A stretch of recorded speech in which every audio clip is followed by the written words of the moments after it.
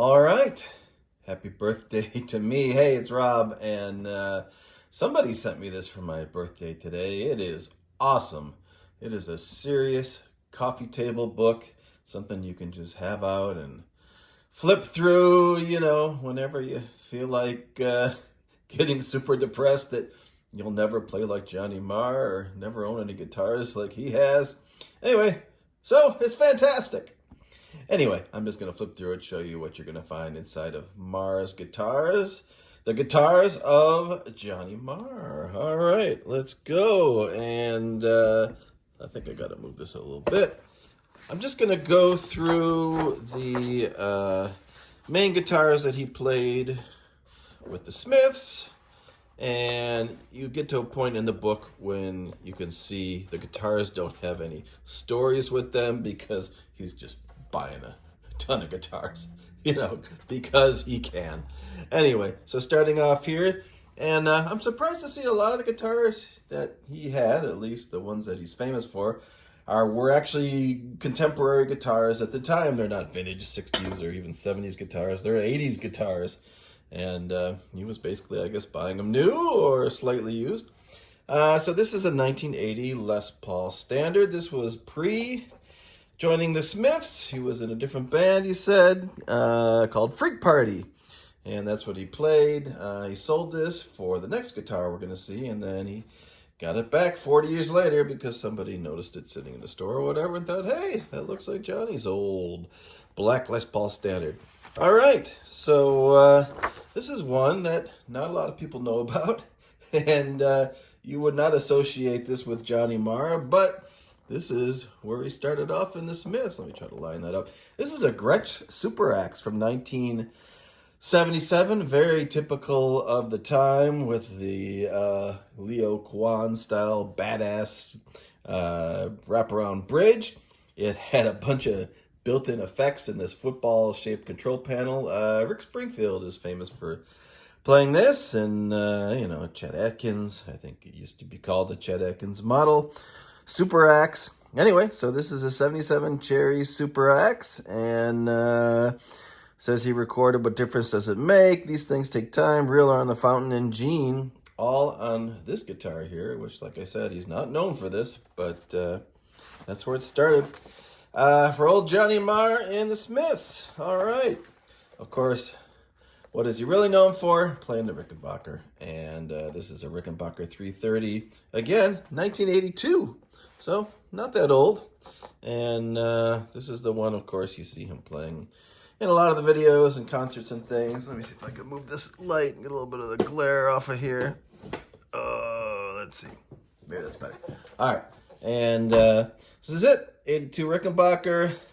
Played the intro to What Difference Does It Make? Some songs by Electronic, it says. Yep. One of the guitars he's definitely known for, the Rickenbacker 330. And let me tell you, in college, nobody was a bigger Smiths fan than I was. I used to just walk around with the Smiths on my Walkman all the time, getting depressed. I loved it.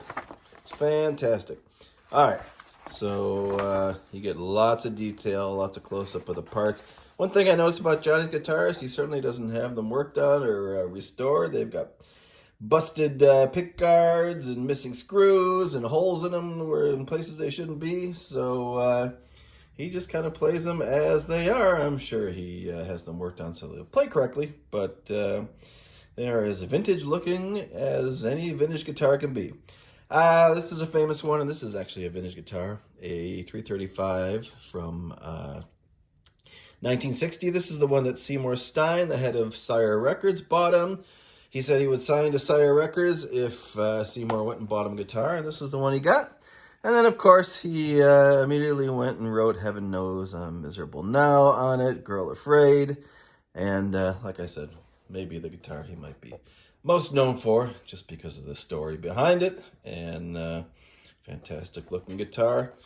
If you or I try to play something with a 60-year-old Bigsby on it, I mean, it'd go out of tune just if we looked at it, but somehow these guys like Johnny Marr are able to just work with these things and make them sound fantastic, even though they have, prehistoric hardware on them. All right. So there's old Johnny in his 335. This one you saw a lot in the videos too. Apparently it's a custom-made Fender Telecaster. You saw it, shows you right here. Lots of videos, TV appearances, that kind of stuff. Kind of an ugly green color if you ask me, and you know, an 80s Telecaster, nothing fancy, but there you go.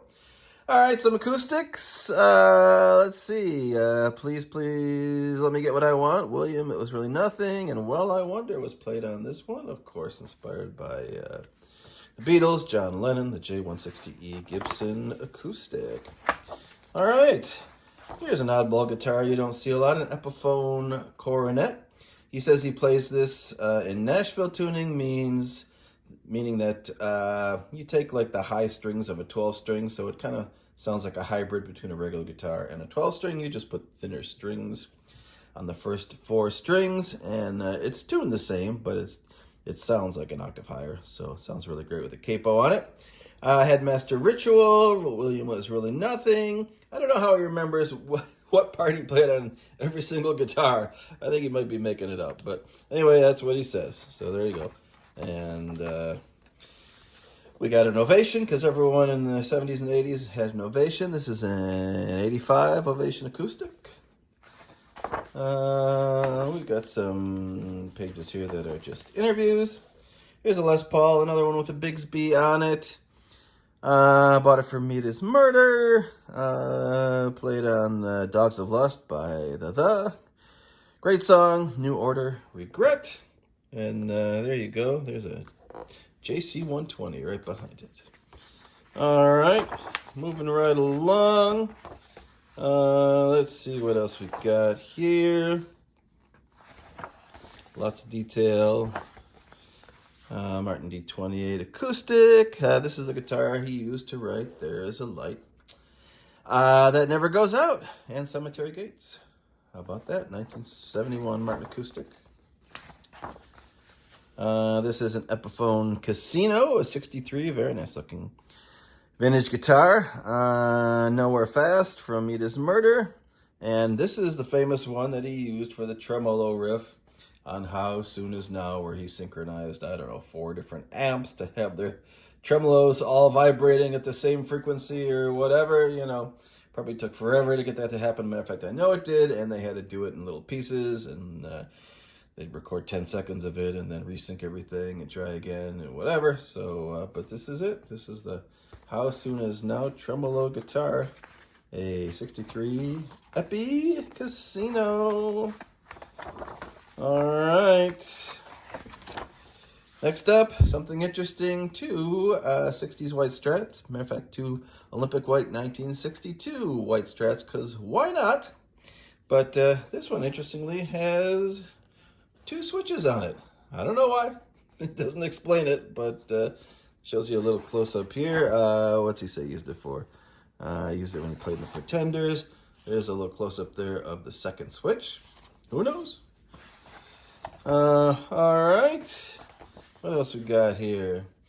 I'm a big fan of Aztec Camera, Roddy Frame. He mentions Roddy in the text panel on the right there, and says, for a while they were just old guitars. They weren't really vintage, and they didn't have a lot of appeal, but he eventually came around. This is a 52, ES295. Doesn't name any songs. I don't think that he played with it. And again, we'll start getting into more of the collecting part versus the what I used in the Smiths part, because then he had enough money to do it. This was Ask, so a later song by the Smiths. And in the video for Panic, it's a Gretsch 6120. Single cutaway, of course, in the famous Gretsch orange color. A 53 Les Paul Standard right here. A bunch of text, but I don't think there's anything that he points out that he played it on. Maybe he does here. Les Paul Custom 78. And did some stuff used on stage for the Queen Is Dead album. A little later on, he's got all his Les Pauls in one photo. It's pretty cool. There's even like a centerfold of all his main guitars. Fender Strat, Parts Caster, a 63 body, a 57 neck. Again, for the Queen is Dead Tour album. And how about this? Johnny Marr's pedal board. Just the old standard cheap Boss effects that everyone could buy and use and did in the era. Nothing fancy, nothing different. Look at that. The chorus, the distortion. I mean, just the standard stuff that everyone would have. And that's what he used. And of course, when he played it, sounded great. 335 12 string. He played on the Talking Heads Naked album. And Paint a Vulgar Picture. Stop me if you think you've heard this one before. The Smiths B-side. And guitar now belongs to Bernard Butler, who he played with in Electronic. And it was a gift to him, apparently.